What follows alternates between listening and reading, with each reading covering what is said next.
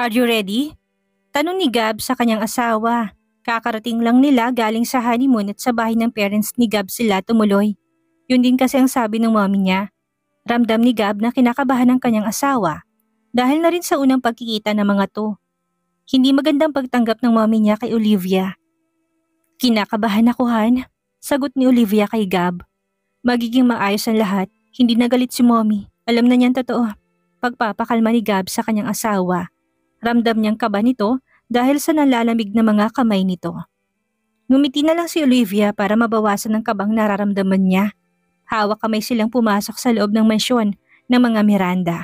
Nakita niyang pababa sa hagdan ang mommy ng kanyang asawa.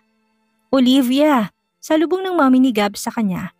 Magandang gabi po, madam. Kabadong bati ni Olivia sa kanyang biyanan. Mommy ang tawag mo sa akin, anak. Nakangiting sabi nito. Okay lang po ba na mommy ang itawag ko sa inyo? Hindi makapaniwala na tanong ni Olivia sa kanyang biyanan. I'm sorry anak, hindi ko lang napigilan ang sarili ko.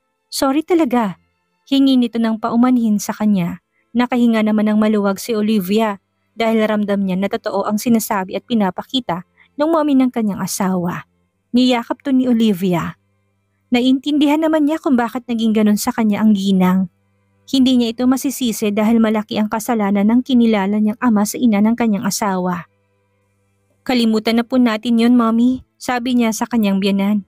Hindi ka galit sa akin? Tanong ng ginang sa kanya. Bakit po ako magagalit sa inyo? Wala pong dahilan para magalit ako sa inyo. Nakangiti ng sagot niya sa kanyang biyanan. Maraming salamat anak, sana'y sinabi mo sa akin kagad na hindi mo pala tunay na ama ang hayop na yon. Hindi ko rin naman po nalaman kagad. Nagulat lang din po ako. Balak din po niya akong gawan ng masama. Sagot ni Olivia. Anong sabi mo? Hayop talaga siya. Wala man lang siyang pinipili. Balita ko'y tuloy pa rin ang pagtakbo niya sa eleksyon. Galit na sabi ng mami ni Gab. Talaga po? Oo, kalaban niya ang ninong ni Gab na si Sander Vasquez. Sander po? Pakaramdam ni Olivia kilala niya to. Kilala mo ba siya, Han? Tanong din ni Gab sa kanyang asawa. Oo, siyang tumulong sa akin nung umalis ako. Sa bahay niya ako tumira. Sagot ni Olivia sa tanong ni Gab.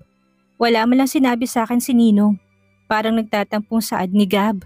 Hindi man lang kasi nabanggit ng kanyang ninong ang tungkol sa tinulungan nito. Pinilit ko lang siyang tulungan ako. Hindi niya siguro alam na asawa mo ko. Mabait siya at minsan dinadalaw niya ako.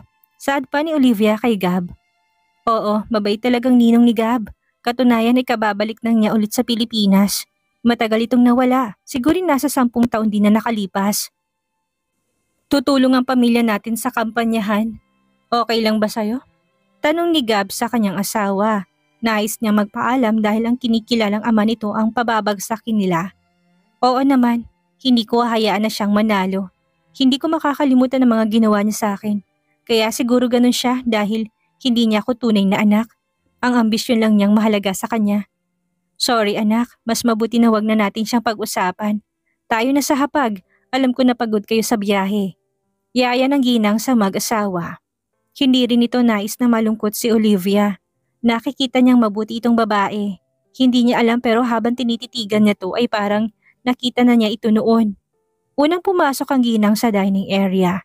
Sumunod naman sila. Naging masaya ang hapunan nila dahil tanggap na si Olivia ng kanyang biyanan. Etong nais nilang mag-asawa ang maging maayos ang pamilya nila. Pagkatapos ng hapunan ay umakyat na sila sa silid ni Gab. Lihim na napangiti si Olivia dahil haltang mga ibang gamit doon ay noong nagbibinata pa lang ito. Sa tingin niya hindi na siguro ito namamalagi ng matagal sa bahay ng mga magulang nito. Han, minsan ka lang bang umuwi dito? Tanong ni Olivia sa kanyang asawa.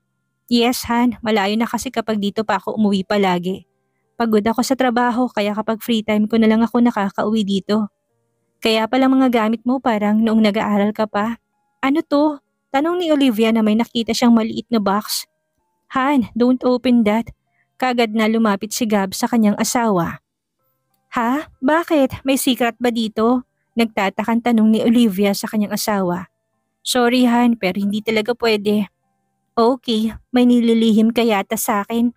Nagtatampong sabi ni Olivia sa asawa niya. Han, baka kasi iwan mo ko kapag nakita mo to. Matagal na kasi to noong college pa ako. Paliwanag ni Gab kay Olivia dahil alam niya na nagtatampo to. Matagal na pala kaya ipakita mo na sa akin, pamimilit ni Olivia. Sige, pero mangako ka, hindi ka magagalit sa akin at hindi mo ko iiwan. Sabi ni Gab sa asawa niya. Okay, promise. Sagot naman ni Olivia kay Gab. Okay, here. Inabot ni Gab ang maliit na box, kaagad namang kinuha kaagad ni Olivia ang box. Dahan-dahan niya itong binubuksan habang si Gab ay kinakabahan sa magiging reaksyon ng asawa niya. Pagbukas ni Olivia ay bumungad sa kanyang mga litrato, mga stolen shots at kumunot ang noon niya sa nakikita niya. Bakit ka may ganito? Nagtatakang tanong niya. Kasihan, siya yung crush ko dati nung college ako. Matapat na sagot ni Gab sa kanyang asawa. Talaga? Bakit mo naging crush to? Hindi ko alam, basta masaya ako kapag nakikita ko siya. Araw-araw akong pumupunta sa school nila. Kilala mo ba kung sino siya? Hindi, kasihan pinalipat na ako sa US ni Dad. Sa tingin mo, sana siya ngayon? Hindi ko alam, siguro may asawa na siya. Sagot ni Gab sa asawa niya. Oo, may asawa na siya. Nakangiting sagot ni Olivia. Mabuti naman kasi ako may asawa na rin na mahal ko. Malambing na sagot ni Gab sa kanyang asawa at niyakap niya. Pero alam mo ba kung sinong asawa niya? Han, wala na akong pakialam sa kanya at hindi ako sigurado kung may asawa ba talaga siya. Bahagi na lang siya na nakaraan ko. At ikaw na ang lahat sa akin ngayon. Ayaw mo ba siyang makilala? Tanong pa ulit ni Olivia. Kung wala akong asawa ngayon ay oo, kaya Han, hayaan mo na lang yan. Paano kung sabihin ko sa yung kilala ko siya? Dagdag pa na sabi ni Olivia sa kanyang asawa. Han, tawag ni Gab kay Olivia dahil gusto na niya itong tumigil. Bakit mo ba siya nagustuhan? Han, warning ulit ni Gab dahil ayaw niyang maungkatin pa ang nakaraan. Tinatanong ko lang naman po. Malambing na tanong ni Olivia. Ayaw niya tumigil sa pagtatanong sa asawa niya kasi pinapabilis niyang tibok ng puso ko kapag nasa malapit siya. Sagot na lang ni Gab dahil naging makulit ng asawa niya. Bakit hindi ka nagpakilala? Dahil nahihiya ako, torpe ako noon. At hindi ko kayang magpakilala sa kanyahan. Sa gwapo mong yan, nahihiya ka? Hindi makapaniwalang sabi ni Olivia. Oo naman sa kambata niya pa noon, baka layuan niya ako. Sigurado ako na hindi niya yan gagawin. Gusto mo ba siyang makilala? Hindi na po. Mabilis na sagot ni Gab. Sayang naman kung ayaw mo. Ano bang pangalan? Hindi na nagawang tapusin ni Gab ang sasabihin niya dahil kaagad siyang hinalikan ni Olivia. Mabilis naman niyang pinulupot ang mga braso niya sa bewang ng asawa niya. Olivia ang pangalan niya. Mahinang bulong ni Olivia sa kanyang asawa. Nalaki naman ang mga mata ni Gab sa narinig niya. Hindi siya makapaniwala ng crush niya at ang asawa niya iisa lang. Really? Hindi ka ba naniniwala? Nakalimutan mo ba na nerd ang pinakasalan mo? Nakangiting pagpapaalala ni Olivia sa kanyang asawa. I'm so happy. I love you. Mahal na mahal kita. Pinugpog ni Gab ng halik ang buong mukha ng kanyang asawa. Hindi ko inaasahan na may magkakagusto sa akin tapos sobrang gwapo pa. Natatawang anas ni Olivia. Maganda ka Han, ikaw ang pinakamaganda. Ang galing ng tadhana dahil hindi niya hinayaang mapunta ka sa iba. Talagang inilaan ka niya para sa akin. Masayang saad ni Gab. Ang swerte mo, di ba? Natatawang sabi ni Olivia. Kaya napangiti na lang din talaga si Gab. Pangarap lang ito noon ni Gab pero ngayon ay talagang nangyari na. Sisikapin niya maging maayos at matatag ang pagsasama nila. Ngayon na nagsisimula ng kampanya ay alam niya lalong magagalit si Arturo at Joshua kapag nalaman ng mga ito na nakasuporta sila kay Ninong Sander niya. Han, gusto kong pumasok sa trabaho. Tanong ni Olivia sa kanyang asawa. Nalulungkot ka ba dito? Tanong naman ni Gab sa kanyang asawang si Olivia. Medyo, gusto ko talagang pumasok sa trabaho. Saka namimiss ko ng mga katrabaho ko. Sagot naman ni Olivia sa kanyang asawa. Nalulungkot si Olivia tuwing wala siyang kasama sa bahay. Sa mga araw na dumaan sa pagsasama nila ay maayos naman. Nais lang talaga ni Olivia na may ginagawa. Hindi rin niya nais na sumama sa asawa niya dahil alam niyang busy ito sa kumpanya at kapag naroon siya talaga namang makakaistorbo lamang siya. Okay, pero promise me, kapag may problema at kapag napapagod ka sa trabaho ay sabihan mo ko. Paalala ni Gab sa kanyang asawa. Thank you honey. Promise lagi ako tatawag sa'yo kapag nasa trabaho na ako. Sana'y tanggapin pa rin ako doon kasi namimiss ko na talaga ang mga kaibigan ko. Malungkot na sabi ni Olivia. Tatanggapin ka ni Luther, malalagot siya sa akin kapag hindi. Dapat nga sa akin ka nalang magtrabahuhan. Ayoko dahil alam kong ibang trabahong gagawin ko kapag nasa paligid ako. Sagot naman ni Olivia sa kanyang asawa. Napangiti na lang si Gab sa naging sagot sa kanya ng asawa niya. Hanggat maaari hindi niya nais na magtrabaho ang kanyang asawa, pero alam din niya na nalulungkot itong mag-isa. At nangako siya na susuportahan niya lahat ng gusto't naisin ng kanyang asawa. Nasa isipan niya na pagbabawalan lang niya ito kapag nabuntis na niya. Isa sa mga pangarap ni Gab ay magkaroon ng anak at mamuhay ng kasama ang kanyang asawa. Kaya ginagawa niya lahat para maging safe ang kanyang asawa laban sa mga gustong manakit dito. Masaya silang nag-dinner na mag-asawa at nang pumasok si Olivia, sa kanilang silid ay mabilis na tinawagan ni Gab ang kanyang pinsan si Luther. My wife wants to work in your company. Saad ni Gab sa kanyang pinsan. Bakit hindi na lang sa company mo? Tanong naman ni Luther. Ayaw niya, mas gusto niya dyan sa'yo. Tuwang-tuwa naman si Luther sa narinig niya mula sa kanyang pinsan. Sige, tumawa ka pa dyan. Naiinis na sabi ni Gab kay Luther. Sorry bro, sige papasukin mo na lang siya kung kailan niya gusto. Thanks bro, wag mo pababayaan ang asawa ko. Malalagot ka talaga sa akin. May pagbabanta pa na sabi ni Gab kay Luther. Oo na, kahit na may problema ako ngayon makakaasa kang safe ang asawa mo doon. Tinago ko nga siya sa tatay niya noon. Baka gusto mong itago ko rin siya sa... Subukan mo lang, susunugin kong kumpanya mo. Sagot naman ni Gab sa kanyang pinsan. Tawa lang ang naging sagot ni Luther. Alam naman ni Gab na may problema ngayon ang pinsan niya dahil sa babaeng mahal nito. Pero alam din niya na kaya itong gawan ng solusyon ng kanyang pinsan. Wala sa dugo nilang basta-basta na lang sumusuko sa laban. Tinapos muna ni Gab ang alak na iniinom niya bago siya pumasok sa tabi ng asawa niya. Kinabukasan ay maagang pumasok si Gab sa trabaho. Pagdating niya sa office ay may hindi siyang inaasahang bisita. Anong ginagawa mo dito? Tanong ni Gab kay Joshua. Binibisita ka, masaya ka na ba dahil sinulot mong fiancé ko? Oo naman, sobrang saya ko. Ikaw, masaya ka ba kay Celine? Sarcastic na tanong din ni Gab sa lalaki. Sa tingin mo, don't worry dahil hindi rin naman magtatagal ang pagsasama nyo. Sa akin pa rin ang bagsak niya. Mayabang na saad ni Joshua. Sa tingin mo hahayaan kita, kung wala ka nang sasabihin ay bukas ang pintuan ng opisina ko. Siguraduhin mo lang na hindi mo lalapitan ng asawa ko dahil nakikita mong hinahanap mo. May pagbabantang sabi ni Gab sa lalaki. Hanggat maaari pinipigilan niyang kanyang sarili na magalit sa lalaki. Baliwala lang kay Joshua ang pagbabanta ni Gab. Hindi ito natatakot at tumawa pa ito na nakakainsulto. Kakampi mo pala si Sander Vasquez. Galingan niyo sa kumpanya dahil hindi siya mananalo. Sabi nito bago nilisan ng office ni Gab. Napakuyom naman si Gab ng kanyang kamao sa galit. Talagang hinahamon siya nito.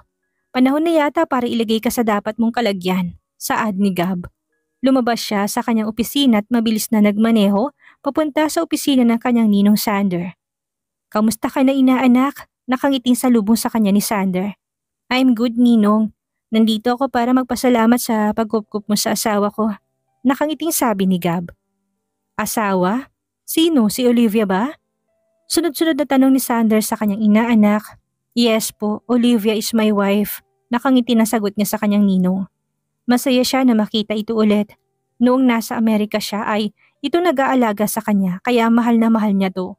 Para kay Gab ay ang ninong Sander ang pangalawang ama niya. Tinulungan ko lang siya. Hindi ko rin alam na asawa mo pala siya. So, ikaw palang tinakasan niya? Natatawang tanong ni Sander sa kanyang inaanak. Opo, nagalit po sa akin dahil nagsinungaling po ako. Pinayuhan ni Sander si Gab. Ayaw niya na matulad ito sa kanya ang kanyang inaanak. Kaya marami siyang paalala na sinabi. Maraming pinag-usapan si Gab at Sander tungkol sa eleksyon at negosyo. At may sekretong binunyag si Sander sa kanyang inaanak. Ang sikreto na matagal na niyang tinago. Samantala ay pumunta naman si Olivia sa bahay ng kanyang mommy. Nagbabakasakali siya na nandun ang mommy niya. Miss na niya ito at talagang nangungulila na siya sa yakap at kalingan ng kanyang ina. Kuya, nandyan ho ba si mommy? Tanong ni Olivia sa bagong guard sa bahay nila. Nasa loob ho, sagot naman ito sa kanya. Mabilis na pumasok si Olivia sa loob ng kanilang bahay. Mommy! Tawag niya sa kanyang ina at mabilis niya itong niyakap. Anak, anong ginagawa mo dito?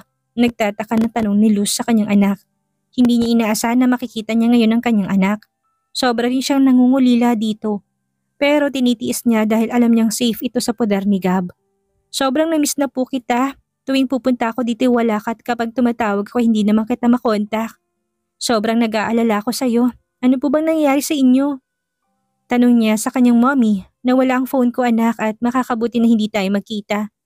Ginagawa ko to para sa'yo. Malambing na sabi ni Luz sa kanya. Wow, hindi naman ako na-inform na may reunion pala dito.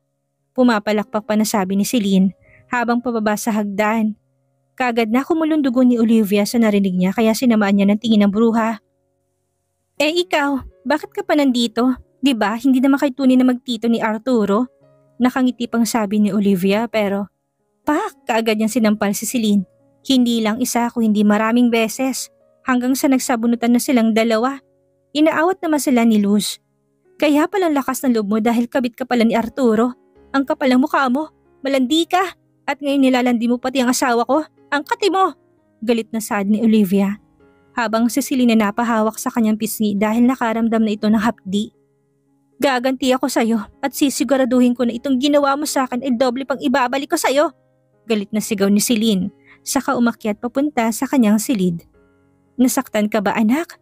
Nag-aalalang tanong ni Luz sa kanyang anak. Ngumiti naman si Olivia para iparating sa kanyang ina na ayos lang siya. Ngayon lang nailabas ni Olivia ang lahat ng inis niya kay Celine.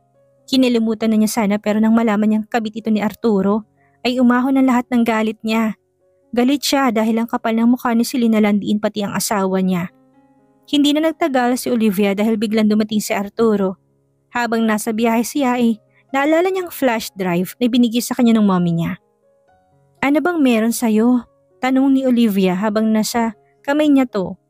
Habang nasa biyahe si Olivia ay biglang tumawag ang kanyang asawang si Gab. Han, may dinner tayo sa labas kasama si Ninong Sander. Okay lang ba na dito ka sa office dumiretso? Tanong nito sa kanya. Okay honey, sagot naman niya kay Gab. Okay, see you. I love you. Malambing na saad ni Gab bago binaba ang tawag. Tumuloy si Olivia sa kumpanya ng kanyang asawa. Masaya naman siyang sinalubong ni Gab. Niyakap at tinalikan siya nito kaagad.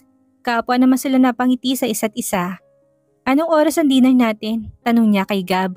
7 p.m. pa Han, may time pa tayo para, to catch up something important. Nakangisi sabi pa ni Gab. Ikaw talaga kung ano na naman ang pumapasok dyan sa isipan mo. Mag-work ka na dahil maghihintay lang ako sa'yo dito. Saad naman niya kay Gab.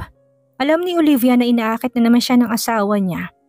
Tapos na ako sa trabaho ko, tinapos ko talaga dahil alam kong darating ka. Sagot naman ni Gab habang may ngiti sa labi. May binabala ka siguro sa akin no? Aminin mo na ngayon. Natutuwang saad ni Olivia. Kung papayagan mo ko, nangaakit na sabi ni Gab sa kanyang asawa.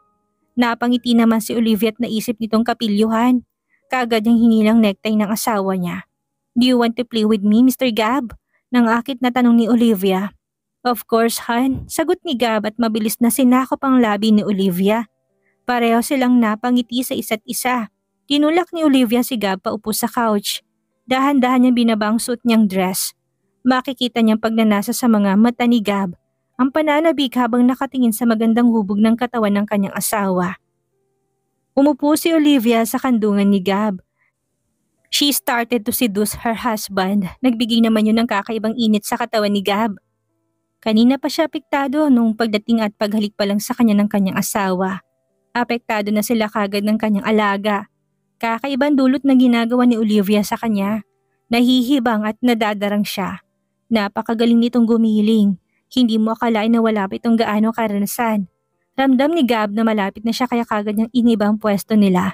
Mabilis ang bawat pagkilos niya at ilang saglit pa'y narating nila ang paraiso. Walang sinayang na similya si Gab dahil nilabas niya lahat sa loob ni Olivia. Nais na talaga niyang buntisin ang asawa niya. Gusto na rin niyang may tumawag sa kanyang daddy. Binuhat niya ang kanyang asawa at dinala ito sa banyo para maligo na sila. Hindi lang paligong ginawa ng dalawa dahil muli na naman nilang ginawa ang madalas nilang ginagawa tuwing nagsasabay sila sa pagligo. Pagkatapos nila nagbihis na sila ng bagong damit. Nagpabili kanina ng mga damit si Gab para may gamitin sila ni Olivia. Nang maging maayos na sila'y pareho ay kagad silang bumiyahe papunta sa isang restaurant. Nasayang niyakap ni Olivia si Sander. Para kay Olivia ay isa sa pinakamabait na taong nakilala niya to. Inalagaan at tinuring siya nitong anak.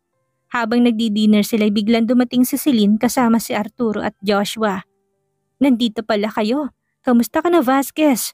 Nakangising bati ni Arturo sa lalaki. Okay naman ako, Peralta. Chill lang na sagot ni Sander. Oh, nandito rin palang anak-anakan kong hilaw. Saad pa ulit ni Arturo habang nakangisi kay Olivia. Kagad namang naging alerto si Gab. Hinawakan niyang kamay ng kanyang asawa. Habang hawak ni Gab ang kamay ni Olivia ay masama ang tingin na ipinukol ni Celine sa mga ito.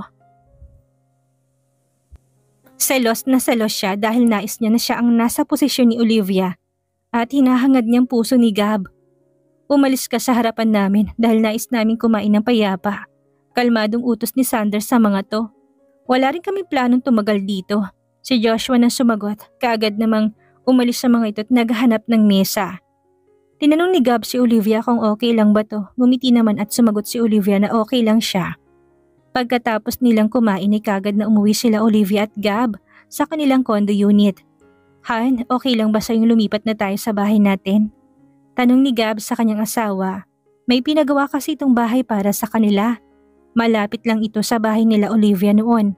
Nais kasi ni Gab na laging makamusta ni Olivia ang ina nito. Hindi niya nais na ilayo ito dahil alam niyang mahal na mahal ni Olivia ang mami niya. Han, okay lang naman ako dito, hindi na kailangan ng bagong bahay. Saad naman ni Olivia. Huwag ka nang kumontra pa dahil tsaka ako matutuwa kapag nalaman mo kung saan tayo nakatira. Malawak ang iting sabi ni Gab sa kanyang asawa. Talaga? Thank you, honey. Masayang sabi ni Olivia sa kanyang asawa kahit na hindi pa niya alam kung saan sila lilipat. Mas mahalaga kay Olivia ang kasama niya to. Samantalang kakatapos lang ni Arturo at Celine na magtalik. Kailangan ko ng pera, sabi ni Celine sa matanda. Wala akong pera ngayon, sinisingil nga ako dun sa inutangan ko eh. Sagot naman ni Arturo sa babae. E paano na ako? Kung alam ko lang na ganitong buhay ang ibibigay mo sa akin, ay hindi sana ako sumama sa'yo. Naiinis na sabi ni Celine habang dinadampot ang mga saplot niya sa sahig. Utuin mo na muna si Joshua, siya na lang ang pag-asa natin sa ngayon. Hayaan mo kapag nanalo ako ay mabibili mo ng lahat ng gusto mo. Pangako yan, mahal. Malambing na sabi ni Arturo kay Celine. Siguraduhin mo lang dahil iiwan kita kapag hindi mo tinupad ang pangako mo sa akin. Sagot naman ni Celine. Pangako, mahal, kaya mamaya ka na lumabas dahil hindi pa tayo tapos. Sagot ng matanda, tinalikan si Celine. Kaagad naman nagpaubaya si Celine sa matanda. Kahit na matanda na ito, malakas pa rin to. Dahil maganda din ang pangangatawan nito. Noong una silang magkita hindi niya inakalang matanda na pala to. Habang nasa labas ng pintuan ay rinig ni Luz ang ungol ng dalawa. Wala naman siyang pakialam sa mga to. Kailangan lang niya pakisamahan ito dahil sa mata ng ibang tao ay kasal pa rin sila. At hindi siya aalis sa bahay nila kung may dapat na umalis ay si Arturo yon at ang kabit nito. Kaagad na bumaba si Luz at sinalubong ang bagong dating. Napangiti siya nang makita niya to. Bakit ka narito? Nakangiting tanong ni Luz sa lalaking bagong dating. May sisingilin lang ako dito ngayon. Sino kayang lalaking dumating sa bahay ni Luz? At sino nga kayang sisingilin? Ano nga kayang laman ng USB na hawak ni Olivia? Yan ang ating aalamin sa susunod nating kabanata.